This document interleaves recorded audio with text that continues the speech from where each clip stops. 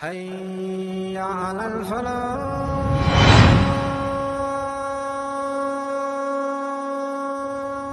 السلام عليكم ورحمة الله وبركاته. إن الحمد لله والصلاة والسلام على رسول الله. أما بعد فأعوذ بالله من الشيطان الرجيم. بسم الله الرحمن الرحيم. والشمس وضحاها والقمر إذا تلاها والنهار إذا جلاها والليل إذا يغشاها والسماء وما بناها والأرض وما طحاها ونفس وما سواها فألهمها فجورها وتقواها قد أفلح من زكاها. وقال رسول الله صلى الله عليه وآله وسلم: إذا تقرب العبد إلي شبرا تقربت منه ذراعا، وإذا تقرب إلي ذراعا تقربت منه باعا، وإذا أتاني يمشي أتيته هرولة، أو كما قال عليه الصلاة والسلام. صدق الله مولانا العظيم، وصدق رسوله النبي الأمي الكريم، ونحن على ذلك لمن الشاهدين والشاكرين والذاكرين، والحمد لله رب العالمين. سبحانك لا علم لنا إلا ما علمتنا إنك أنت العليم الحكيم. ربي زدني علما، ربي زدني علما، ربي زدني علما. ربي اشرح لي صدري ويسر لي أمري واحلل عقدة من لساني يفقه قولي. আলহামদুলিল্লাহ, দয়াময় আল্লাহ তাআলার দরবারে ইলাহিতে লক্ষ কোটি শুকরিয়া, যিনি আমাদেরকে মাহে রমাদানে তারাবির নামাজের পর দুনিয়ার অনেক কর্মব্যস্ততাকে উপেক্ষা করে আল্লাহ তাআলা আমাদেরকে কোরআনের নিসবতে, নবীজির সুন্নতের নিসবতে, দ্বীনের নিসবতে আল্লাহ তাআলা আমাদেরকে কোরআনের একটি দার্সে আমাদেরকে বসবার সুযোগ করে দিয়েছেন। সেই মহান আল্লাহ তাআলা দয়াময় রব, যে মালিক আমাদেরকে এখানে আজকে শামিল হওয়ার তৌফিক দান করলেন, সেই মালিককে আমরা ধন্যবাদ জানিয়ে, থ্যাঙ্কস জানিয়ে, তার শুকরিয়া জ্ঞাপন করে আমাদের হৃদয়ের গহীন থেকে আমরা বলি আলহামদুলিল্লাহ। নিজ ভাই, আমাকে কি শোনা যায় ক্লিয়ারলি? আমাকে কি শুনতে পান? একটু জানালে ভালো হয় ইনশাল্লাহ। জি ভাই, শুনতে পাচ্ছি। মাশাআল্লাহ মাশাআল্লাহ। আলহামদুলিল্লাহ। আজকে আমরা এমন একটি সময়ে উপনীত হয়েছি, যে সময়টাতে আমাদের প্রত্যেকটা মানুষ, প্রত্যেকটা পার্সন, প্রত্যেকটা ইনসান আপন আপন অবস্থান থেকে এক অস্থিরতার মধ্য দিয়ে আমরা যাচ্ছি। বিশেষ করে আমি গত দার্সে আমি শুরুতেই ইনিশিয়ালি কিছু কথা বলছিলাম, সেটা হলো এই যে দেশের মধ্যে সবচাইতে হট টপিকস, হট যে বিষয়টি চলমান, সবচাইতে আলোচিত, সেটা হলো ফিমেল সিকিউরিটি। অর্থাৎ আমাদের মা বোনেরা তারা একটা নিরাপত্তাহীনতার মধ্য দিয়ে তারা যাচ্ছেন। তারা আজকে আমাদের দেশ, বিশেষ করে এই যে আমরা দেখেছি যে মাগুরার এই আসিয়া নামক যে শিশুই বলা যায়, শিশুটা সারা দেশকে কাঁদিয়ে সে চলে গেল। আমরা দোয়া করি আল্লাহ তাআলা যেন আমাদের এই ছোট্ট বোনটাকে যেন আল্লাহ তাআলা মাফ করে দিয়ে আল্লাহ তাআলা তাকে জান্নাতুল ফেরদাউসের আলা মাকাম দান করেন। এবং শোক সন্তপ্ত ফ্যামিলির, বিশেষ করে আসলে এটা তো কখনোই মানে রিকভার হওয়ার মতো নয়। বিশেষ করে বাবা মা যারা আছেন তাদের সন্তানকে হারিয়ে মানে পাগল প্রায়। তো আল্লাহ তাআলার কাছে দোয়া করি আল্লাহ তাআলা যেন এই ফ্যামিলিটাকে আল্লাহ তাআলা সবরে জামিল এখতিয়ার করার তৌফিক দান করেন। তো আসলে যে বিষয়টা আমাদের গত দর্শে আমি কথা বলছিলাম, যে কোরআনের হকের মধ্যে, কোরআনের যে হক, কারণ কোরআনের হক যদি একজন মুমিন, একজন মুসলমান, একজন মানুষ, আল্লাহর বান্দা যদি কোরআনের হক আদায় যদি করতে না পারে, যদি না করে, তাহলে ময়দানে মাহশারে, কিয়ামতের ময়দানে কোরআন তার বিপক্ষে আল্লাহ তাআলার দরবারেতে কোরআন বিচার পেশ করবে, বিচার দিবে। তো এই জন্য একজন মুমিনের, একজন মুসলমানের জীবনের অন্যতম পণ হবে সে কোরআনের হক আদায় করে নিজের জীবনে কোরআনের যে শিক্ষা এবং দীক্ষা এগুলোকে নিজের জীবনে বাস্তবায়ন করবে। কারণ কোরআনের হক যদি আদায় না করে, তাহলে ময়দানে মাহশারে কোরআন সরাসরি একজন ওই মানুষটার বিষয়ে আল্লাহ তাআলার দরবারে বিচার দিবে। এবং কোরআনে হাকিমের আল্লাহ তাআলা 19 নম্বর পারার প্রথম পৃষ্ঠার সূরায়ে ফুরকান, এই ফুরকানের মধ্যে আল্লাহ তাআলা 30 নম্বর আয়াতের মধ্যে আল্লাহ তাআলা বলেন, অকাল রাসূল ইয়া রব্বি ইন্না কওমি ইত্তাখাযু হাযাল কুরআনা মাহজুরা। কোরআন সেদিন মানে মানুষদেরকে বলবে, আল্লাহ তাআলার দরবারে কিছু মানুষদেরকে দেখিয়ে দিকে বলবে, আল্লাহ এই অমুক মানুষ, এই অমুক বান্দা, আপনার এই অমুক বান্দা, এই আপনার এই অমুক বান্দা, আপনি তাকে দুনিয়ার সকল নিয়ামত রাজি দিয়েছিলেন, বাট আমি কোরআনকে তারা আমি কোরআনের হক তারা পরিপূর্ণ আদায় করিনি। অর্থাৎ কোরআনই সেদিন বলবে, আল্লাহ আপনি এদেরকে জাহান্নামে দেন, জাহান্নামে না দেওয়া পর্যন্ত আমি এদের যে বিরুদ্ধে যে মামলা দায়ের করেছি আমি এটা উদ্ধার করবো না। তো এই জন্য কোরআনে হাকিমের অন্যতম একটা হক হলো কোরআন অনুযায়ী নিজেদের জীবনটাকে পরিচালনা করা। আর কোরআন অনুযায়ী নিজেদের জীবনটাকে পরিচালনা করার অন্যতম একটা হক হলো মানে কোরআনের যে বিধান রয়েছে সেই বিধান অনুযায়ী নিজের জীবন পরিচালনা করা। এর মধ্যে কোরআনের অন্যতম হক হলো যে তাকওয়াময় জিন্দিগি, নিজেকে তাকওয়াময় জিন্দিগিতে নিজেকে ঢুকানো, তাকওয়ার অনুযায়ী নিজের লাইফটাকে সেইভাবেই পরিচালনা করা। তাহলেই কোরআনের হকের অন্যতম একটা হক নিজের লাইফে বাস্তবায়ন আমি করেছি বলে এটা বিবেচিত হবে। প্রিয় উপস্থিতি, এই তাহলে মানে মোদ্দা কথা হলো, গত ক্লাসে আমি তাকওয়া সম্পর্কে কিছু কথা আমি আপনাদের সামনে তুলে ধরেছিলাম। এখন হলো, এখন বিষয় হলো এই তাকওয়া, এইটা এটা বাহ্যিক কোনো বিষয় না। এই তাকওয়ার সম্পর্ক, তাকওয়ার একটা তাল্লুক, এটা হলো একটা আত্মার সাথে, আত্মিক একটা বিষয়। হাদিসে পাকের মধ্যে নবীজি আলাইহিস সালাতু ওয়াস সালাম সাহাবা کرام রিদওয়ানুল্লাহি আলাইহিম আজমাইনদের কে নিয়ে একদিন নসিহত করতেছিলেন, তাদেরকে দর্শ দিচ্ছিলেন। তো ইত্তবসরে নবীজি সাল্লাল্লাহু আলাইহি সাল্লাম তাকওয়ার আলোচনা করতে যে উনি নবীজি সাহাবা کرامদেরকে ইশারা করে ইন্ডিকেট করে বললেন, আত্তাকওয়া হা হুনা, আত্তাকওয়া হা হুনা, আত্তাকওয়া হা হুনা। তিনবার নবীজি নিজের বক্ষের দিকে, নিজের বুকের দিকে ইশারা করে বললেন যে তাকওয়া এটা হলো অন্তরের বিষয়, এটা আত্মিক একটা বিষয়, এর সম্পর্ক হলো আত্মার সাথে। তো এই জন্য যার আত্মা, যার অন্তর, যার কল্ব যত তাজকিয়ায়ে নফস হবে, যত পরিশোধন হবে, তার মাঝে তাকওয়ার গুণ তত বেশি পাওয়া যাবে। তো এই জন্য আমাদের যদি আমি বাহ্যিক যত উপকরণই আমি গ্রহণ করি না কেন, দেশের এই চলমান এই অবস্থাকে যদি বন্ধ করতে হয়, যতই আমি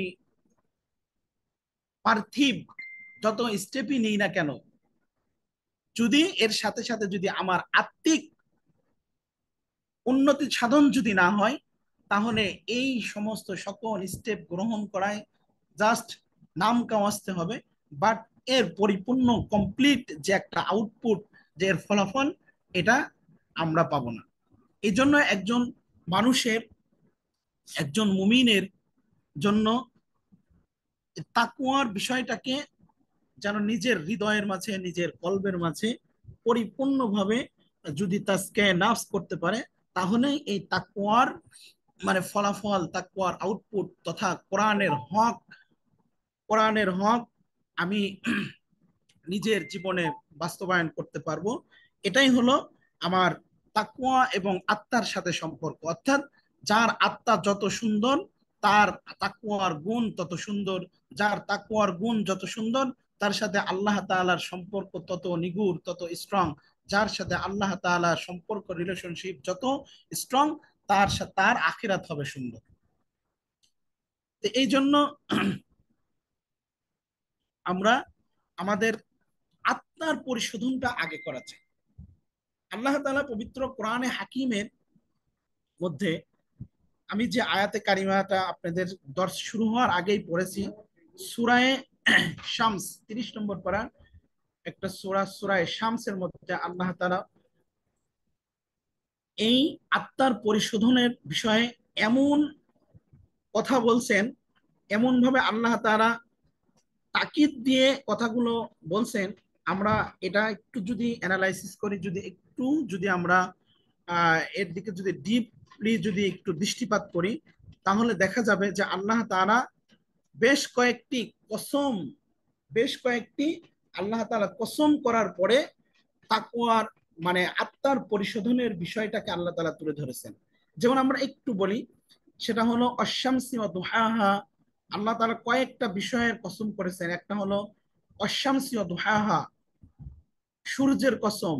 অল কমার, অল কমারি ইজা তালাহা, এখানে আল্লাহ তাআলা চন্দ্রের কসম। অন নাহারি ইদা জান্নাহা, আল্লাহ তাআলা এখানে দিনের কসম। ওয়াল লাইলি ইদা ইয়াগশাহা, রাতের কসম। ওয়াস সামাই ওয়া মা বানাহা, আল্লাহ তাআলা আসমানের কসম। ওয়াল আরদি ওয়া মা তুহাহা, জমিনের কসম।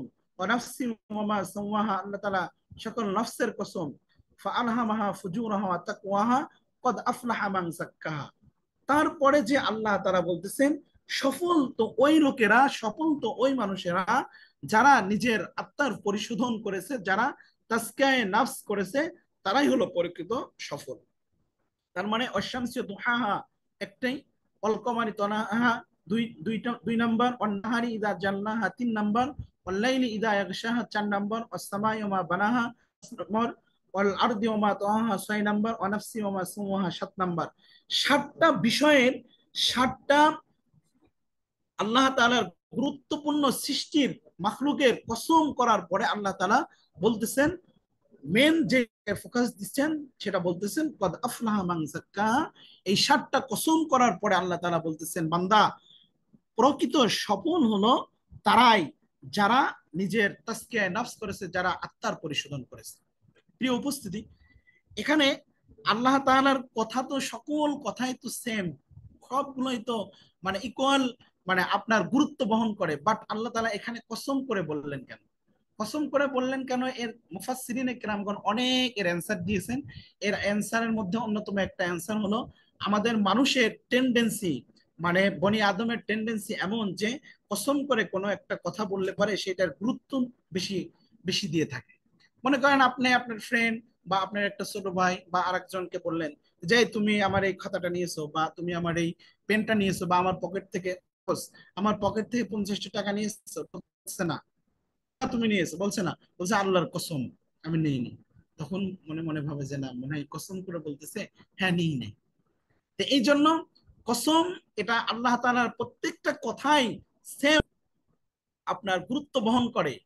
বাট আল্লাহ তাআলা এটা মানুষের টেন্ডেন্সির দিকে তাকিয়ে, যে মানুষ বনি আদম কসম করা কোনো একটাকে তারা খুব মানে নিপুণ ভাবে এবং খুব মানে সত্যতার সাথে যাচাই করে তারা তারা এটাকে গ্রহণ করে। এই জন্য আল্লাহ তাআলা কসম করে বলতেছেন যে বান্দা, আহ যারা আত্মার পরিশোধন করবে তারাই হলো প্রকৃত সফল। তো আমি এই কথাগুলো আসলে ইনিশিয়ালি কথা হয়ে যাচ্ছে, মানে মেন যেটা আমি আপনাদেরকে বলতে চাচ্ছি যে আল্লাহ তাআলা মানে আত্মার পরিশোধনের বিষয়টাকে এত গুরুত্ব দিয়েছেন, এত গুরুত্ব দিয়েছেন, এত গুরুত্ব দিয়েছেন। আল্লাহ তাআলা এই গুরুত্ব দিয়েছেন এই বিষয়টাকে আমি আপনাদেরকে একটু বোঝার জন্য আমি কোরআনে হাকিমের আহ, একটা আয়াত আমি আপনাদের সামনে, ভাই একটু এই যে করে যাচ্ছে না যে,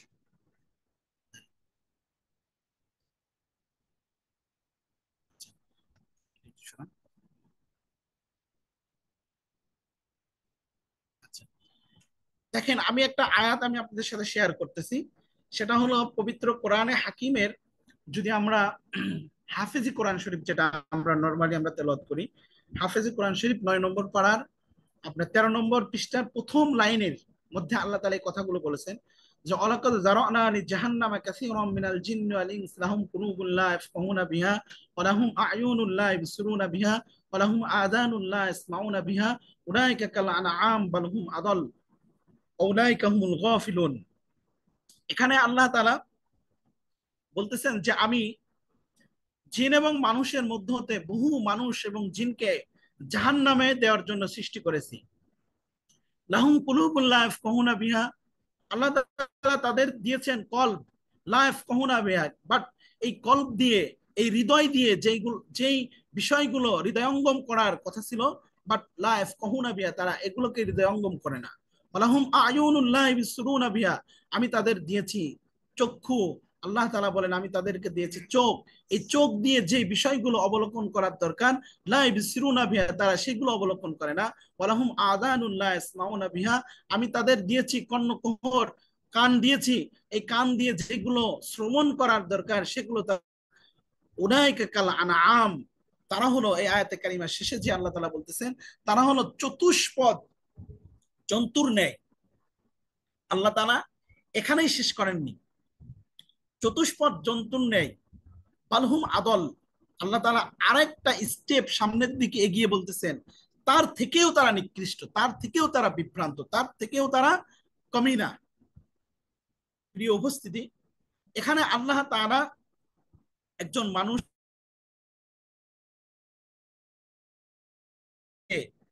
মানে একটা হিংস্র প্রাণী, মানে একটা শূকর, একটা একটা শৃগালের সাথে তুলনা করে আল্লাহ তাআলা বলতেছেন এদের নাই। শুধু তাই নয়, এদের থেকেও নিকৃষ্ট আল্লাহ তাআলা এই যাদের এই অর্গানগুলো দিয়েছে, এই অর্গানের যে মেন যে কাজ ছিল, এই কাজগুলো না করে যারা উল্টাপাল্টা কাজ করবে, এর প্রপার এবং যেটা যেভাবে ইউজ করার দরকার ছিল সেইভাবে ইউজ করবে না, আল্লাহ তাআলা তাদেরকে চতুষ্পদ হিংস্র প্রাণীর ন্যায় একটা জানোয়ারের সাথে তুলনা করেছেন। শুধু তাই নয়, তার থেকেও নিকৃষ্ট বলছেন। এই একটা বিষয় একটু মাথায় রাখবেন, এই বিষয়টা। আমি আপনাদের কাছে আর একটা আয়াত আমি শেয়ার করতে চাই। সেটা হলো পবিত্র কোরআনে হাকিমের 15 নম্বর পারা 8 নম্বর পৃষ্ঠার একেবারে প্রথম লাইন, সূরা বানী ইসরাইল, একেবারে প্রসিদ্ধ একটা সূরা, সূরা বানী ইসরাইল, আপনারা জানেন। ولقد كرمنا بني آدم وحملناهم في البر والبحر ورزقناهم من الطيبات وفضلناهم على كثير ممن خلقنا تفضيلا। এখানে আল্লাহ তাআলা মানে সব বিস্তারিত বলার মানে ওইদিকে যাচ্ছি না, আমি জাস্ট বুঝাতে চাচ্ছি। এখানে আল্লাহ তাআলা বলতে চাচ্ছেন যে মানব জাতিকে সব চাইতে শ্রেষ্ঠত্ব দান করেছেন আল্লাহ তাআলা, মানব জাতিকে শ্রেষ্ঠ করে সৃষ্টি করেছেন। পুরা মাখলুকাতের মধ্যে, হোল মাখলুকাতের মধ্যে আল্লাহ তাআলা মানব জাতিকে বানিয়েছেন শ্রেষ্ঠ করে। আবার আল্লাহ তাআলা পবিত্র কোরআনে হাকিমের আরেকটা সূরা, সূরা ৩, আপনারা জানেন 30 নম্বর পারার একটা প্রসিদ্ধ একটা সূরা, ওয়াত-তিনি ওয়াজ-যাইতুন ওয়া তুরি সিনিন। এই সূরাটা আমরা আমাদের অনেকেরই মুখস্থ আলহামদুলিল্লাহ। এখানে কার কার মুখস্থ আছে একটু জানাই আমরা ইনশাআল্লাহ। সূরা ৩ কার কার মুখস্থ আছে ইনশাআল্লাহ? সূরা ৩ কার কার মুখস্থ আছে একটু বলবেন ইনশাআল্লাহ। মাশাআল্লাহ মাশাআল্লাহ। সূরা ৩ খুব একটা সুন্দর একটা সূরা, এবং মাশাআল্লাহ মাশাআল্লাহ, মানে তেলাওয়াত এত সুন্দর, এত মধুর তেলাওয়াত, মাশাআল্লাহ। সূরা ৩, এই সূরা ৩ এর মধ্যে আল্লাহ তাআলা বলতেছেন যে লাকাদ খলাকনাল ইনসানা ফি আহসানি তাকওয়িম, মানে আমি মানব জাতিকে সুন্দর অবয়ব দিয়ে, মানে বেস্ট স্ট্রাকচার দিয়ে আমি আল্লাহ তাআলা সৃষ্টি করেছি। তো এই যে 3টা আয়াত আপনি একটু কনসেন্ট্রেশন রাখবেন আয়াতে, মানে আলোচনার প্রতি ইনশাআল্লাহ তাআলা। মানে আমি আপনাদেরকে বুঝাতে চাচ্ছি যে এই 3টা আয়াত যদি আমরা এখন সামনে রাখি, পবিত্র কোরআনে হাকিমের 9 নম্বর পারার 13 নম্বর পৃষ্ঠার প্রথম লাইনের মধ্যে আল্লাহ তাআলা এখানে একটা মেসেজ দিলেন যে মানব জাতি হলো পৃথিবীর সবচাইতে নিকৃষ্ট, মানে চতুষ্পদ হিংস্র জানোয়ারের সাথে তুলনা করলেন, তার থেকেও খারাপ বললেন। এই একটা আয়াত, আয়াতের মেসেজ। আরেকটা দুইটা আয়াত সূরা বানী ইসরাইলের 8 নম্বর পৃষ্ঠার প্রথম লাইনের মধ্যে, সূরা 15 নম্বর পারার 8 নম্বর পৃষ্ঠার প্রথম লাইনের মধ্যে আল্লাহ তাআলা মানব জাতিকে সর্বশ্রেষ্ঠ বলে আখ্যায়িত করলেন। আবার সূরা 3 আমাদের একটা প্রসিদ্ধ সূরা, এই সূরার মধ্যে আল্লাহ তাআলা মানব জাতিকে সবচাইতে সুন্দর স্ট্রাকচার, সবচাইতে সুন্দর সৃষ্টি সৃষ্টির সৃষ্ট বলে আখ্যায়িত করলেন। এখন আপনারা বুঝে থাকলে বা বিষয়টা যদি একটু কনসেন্ট্রেশন দিয়ে থাকেন তাহলে বলবেন যে বাহ্যিক দৃষ্টিতে আয়াতে কারিমার মধ্যে মনে হচ্ছে যেন কন্ট্রাডিকশন, কন্ট্রোভার্সি আছে, অথচ there is no contradiction, no controversy in the holy Quran. কোরআনে হাকিমের মধ্যে কোনো ধরনের বৈপরীত্য সম্পর্ক, কোনো ধরনের মুখালাফাত নেই। আল্লাহ তাআলা কোরআনে হাকিমে বলেন, আলিফ লাম মিম যালিকাল কিতাবু লা রাইবা ফি হুদাল লিল মুত্তাকিন। লা রাইবা ফি, এখানে কোনো ধরনের সন্দেহের অবকাশ নেই, কোনো ধরনের বৈপরীত্য নেই, কোনো ধরনের মুখালাফাত নেই, কোনো ধরনের কোনো আপনার কন্ট্রাডিকশন, কন্ট্রোভার্সি কোনো কিছুই নেই। বাট এই আয়াতে কারিমার যদি দিনটা যদি আমরা সামনে রাখি বাহ্যিক দৃষ্টিতে, মানে নরমালি যদি এখানে যদি আলোকপাত করি, যদি দৃষ্টিপাত করি, তাহলে মনে হচ্ছে যেন এক আয়াতের মধ্যে আল্লাহ তাআলা মানব জাতিকে একেবারে সৃষ্টির নিকৃষ্ট বলে আখ্যায়িত করলেন, আর দুইটা আয়াতের মধ্যে আল্লাহ তাআলা বললেন যে মানব হলো পৃথিবীর সর্বশ্রেষ্ঠ সৃষ্ট, সর্বশ্রেষ্ঠ মাখলুক, আশরাফুল মাখলুকাত হলো মানুষ। তাহলে বাহ্যিক দৃষ্টিতে মনে হচ্ছে যেন এখানে আপনার একটা মুখালাফাতের সম্পর্ক আছে। এতটুকু মোটামুটি বুঝে আসছে ভাইজান? ভাই একটু মিটিং এই করে ঠিক আছে।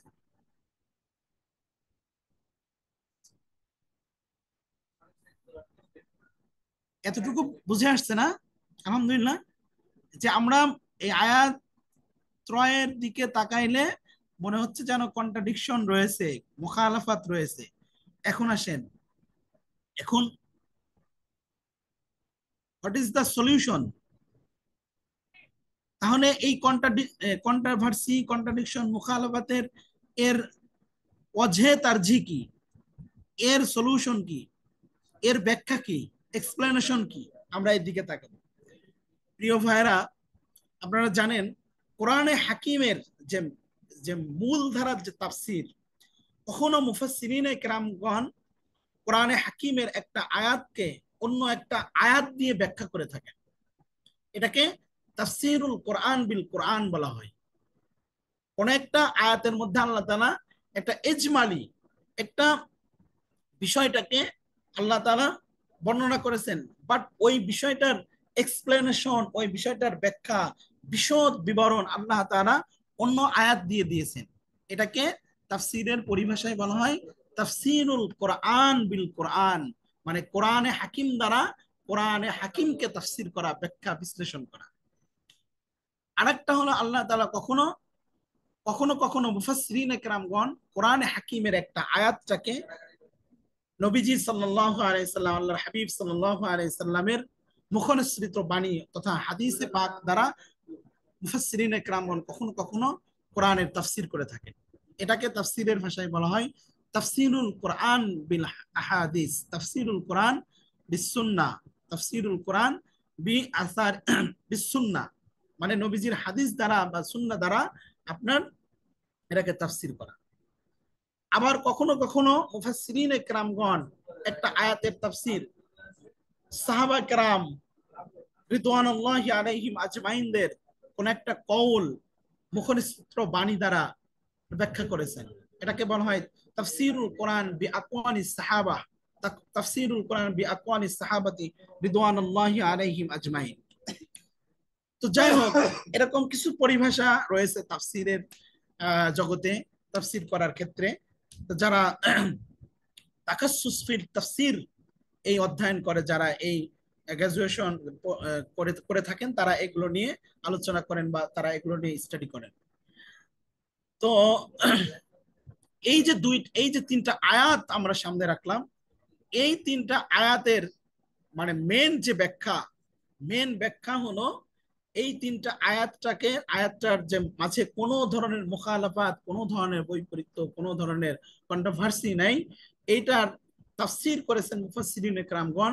আমরা যদি আরেকটু আমাদের শেয়ার করি, তাহলে পবিত্র কোরআনে হাকিমের 26 নম্বর পারা, 26 নম্বর পাড়ার 16 নম্বর পেজ, 6 নম্বর লাইন, আল্লাহ তাআলা বলেন, ইন্না আক্রামাকুম ইনদাল্লাহি আতকাকুম, যে হে আল্লাহ তাআলা, ভাই এটা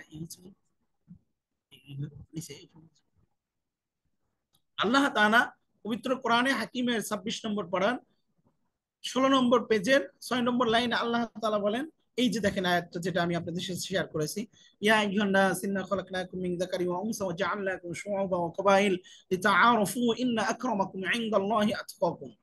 যে আল্লাহ তাআলা বলতেছেন, হে পৃথিবীর মানুষেরা, তোমাদের মধ্যে তোমাদের মধ্যে দুনিয়াবী দৃষ্টিকোণ থেকে, তোমাদের মেজারমেন্টে, তোমাদের দৃষ্টিতে হয়তো মনে করতে পারো যে বড় ডক্টর, যে বড় ডাক্তার, যে বড় প্রফেসর, যে বড় ইঞ্জিনিয়ার, যে বড় সম্পদশালী, যে বড় ধরনের রাজনীতিবিদ, সেই হয়তো তোমরা তাদেরকে হয়তো তাদের সম্মানের সর্ব সম্মানের সবচাইতে বড় আসনে তোমরা আসীন করাবে।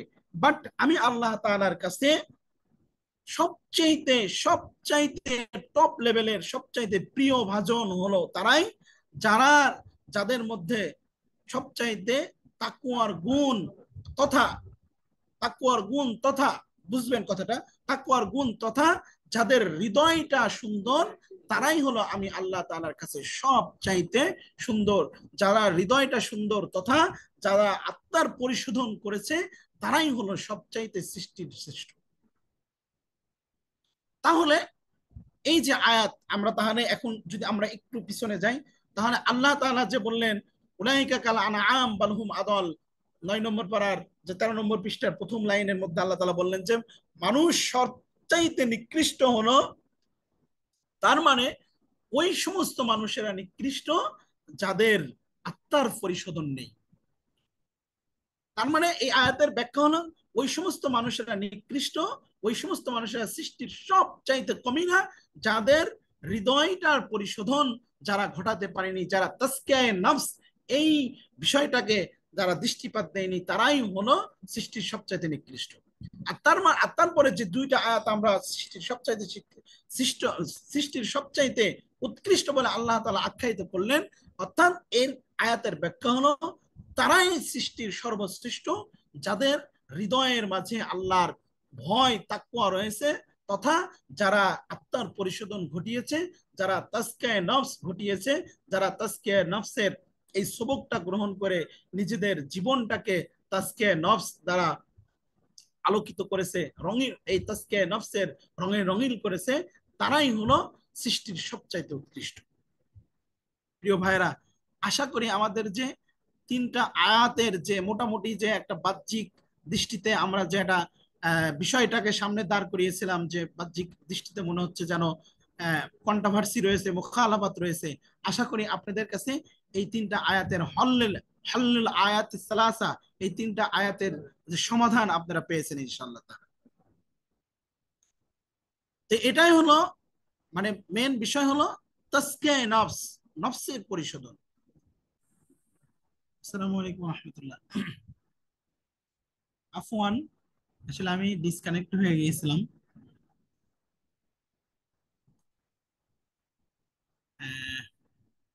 তার জন্য সবাই আমি মোটামুটি এই টেকনোলজি সম্পর্কে, বিশেষ করে ল্যাপটপ মোবাইল সম্পর্কে বড় ভাইয়ের থেকে শিখতেছি।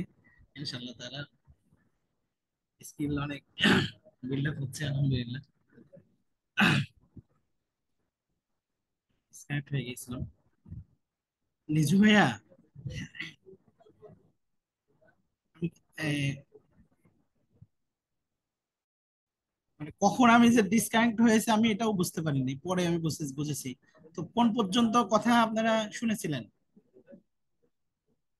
তিনটা আয়াতের যে সমাধান আমরা সামনে রেখেছিলাম, তিনটা আয়াতের যে তাফসীর আমরা দিয়ে করলাম, এটা এই পর্যন্ত কি আপনারা আমার কথা শুনতে পেয়েছেন? জানাবেন ইনশাআল্লাহ তাআলা। জি জি, মাশাআল্লাহ মাশাআল্লাহ মাশাআল্লাহ।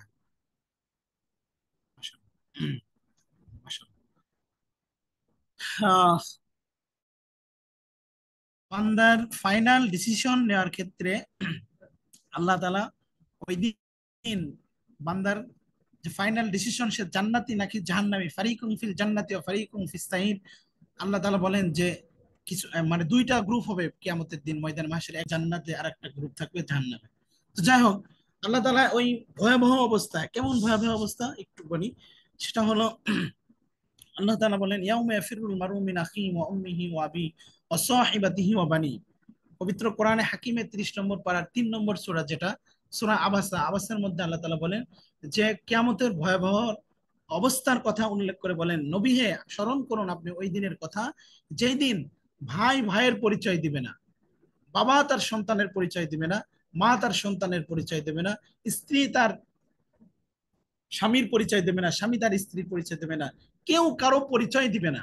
সবাই আপন আপন অবস্থা নিয়ে তারা পাগল পারা হয়ে থাকবে, ইয়া নাফসি ইয়া নাফসি ইয়া নাফসি নাফসি করতে থাকবে। এই অবস্থায় এমন কি কি অবস্থা হবে, ওদিকে আল্লাহ তাআলা এমন একটা অবস্থা নিয়ে সেদিন বিচারের আসনে উনি আসীন হবেন। আল্লাহ তাআলা পবিত্র কোরআনে হাকিমের 24 নম্বর পারার 7 নম্বর পৃষ্ঠার একেবারে শেষ লাইনে আল্লাহ তাআলা রাগান্বিত হয়ে বলবেন, লিমানিল মুলকুল ইয়াউম লিল্লাহিল ওয়াহিদুল কাহ্হার। আল্লাহ তাআলা ওই দিন এমন রাগান্বিত হয়ে বলবেন যে আজকের দিনের রাজত্ব কার। এই কথা শুনে ওরা হাসরের ময়দানে মাহশার থরথর থরথর করে কাঁপতে থাকবে। কেউ কোনো আম্বিয়া আলাইহিস সালাতু ওয়াস সালাম পর্যন্ত কোনো কথা বলার সুযোগ পাবে না, কেউ কথা বলতে পারবে না।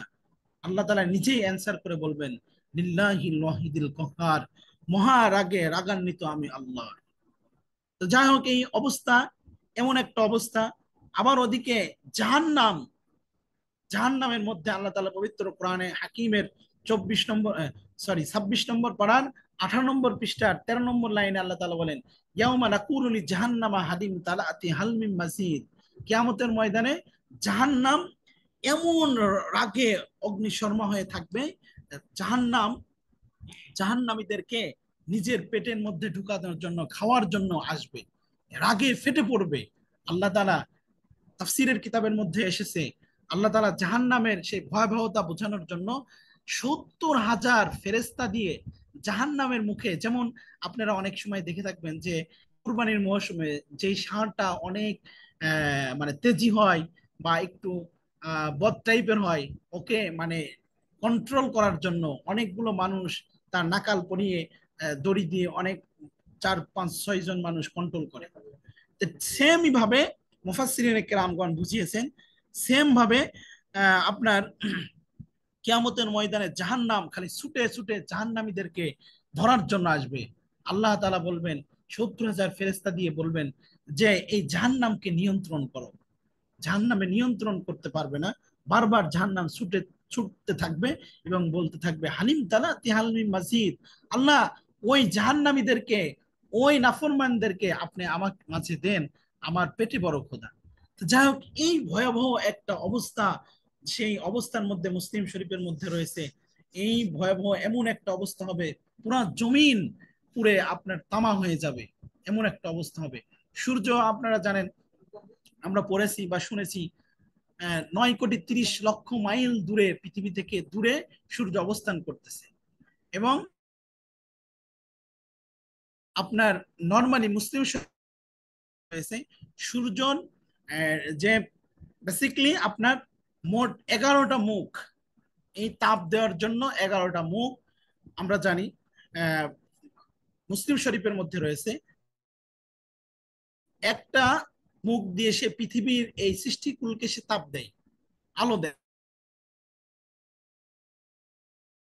যে কি পরিমাণ আলো দেয়, সব আলোয় মানে পুরা আলোয় পুরা তাপটাই এই সৃষ্টিকুলের উপর আসে না, এটা নিউট্রালাইজেশন করার জন্য আপনার একটা এই মানে ব্যবস্থাপনা আল্লাহ তাআলা সুন্দরভাবে কুদরতি ভাবে করে দিয়েছেন। যাই হোক, বাট কিন্তু কিয়ামতের ময়দানে সূর্য একেবারেই মাথার নিকটে চলে আসবে, একেবারে মাথার নিকটে চলে আসবে। হাদিসের মধ্যে এসেছে, মুসলিম শরীফের মধ্যে রয়েছে, সেদিন মানুষের মাথার খুলির মগজগুলো, যে আমরা অ্যানাটমিতে যে পড়েছি, যে মাথার এই যে মানুষের এই যে ব্রেন টকবক টকবক করে উতলাইতে থাকবে, ভাতের মারের মতন উতলাইতে থাকবে, এই ফেটে ফেটে মানুষের কান মুখ দিয়ে বেয়ে বেয়ে পড়তে হবে। একটু আমরা ইমাজিন করেছি। তো এই অবস্থার মধ্যে আল্লাহ তাআলা ওই বান্দার জান্নাতি ওয়া ফারিকুম ফিস সাইর ফাসহাবুল মাইমনা ওয়া আসহাবুল মাশামা, সে কি ডানপন্থী,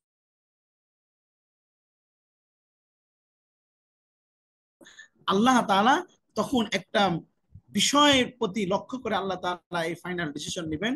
সেটা হলো নবীজি হাদিসে পাকের মধ্যে বলেন, ইন্নাল্লাহ লা ইয়ানজুরু ইলা সুওয়ারিকুম, এটার দিকেও আল্লাহ তাআলা দৃষ্টিপাত করবেন না, ওয়ালাকিন ইয়ানজুরু ইলা।